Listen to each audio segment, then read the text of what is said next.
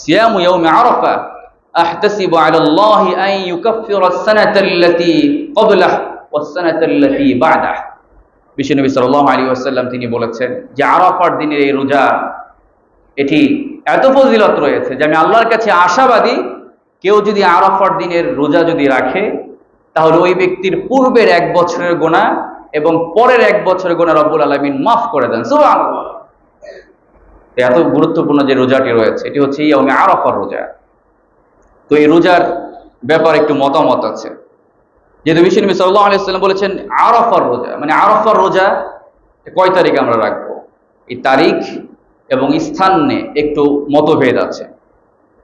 যে আমরা কি দেখতে পারি, এই চাঁদ ওঠার সময়ের পার্থক্য থাকার কারণে আগামী বৃহস্পতিবার সৌদি আরবে জিলহজের 9 তারিখ এবং হাজিরা আরাফার ময়দানে অবস্থান করবেন, আর ওই দিন আমাদের বাংলাদেশে হচ্ছে জিলহজের 8 তারিখ।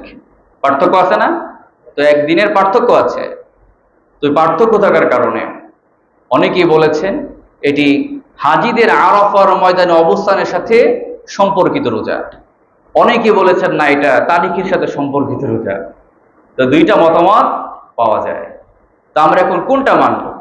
তো সবচেয়ে উত্তম হচ্ছে আমরা 8 জিলহজ অর্থাৎ যেদিন হাজিরা আরাফার ময়দানে অবস্থান করবেন ওই দিন রোজা রাখবো, আর পরের দিন যেদিন আমাদের বাংলাদেশে 9 জিলহজ ওই দিনও আমরা রোজা রাখবো, মানে আগামী বৃহস্পতিবার এবং শুক্রবার 2টা রোজা আমরা রাখবো।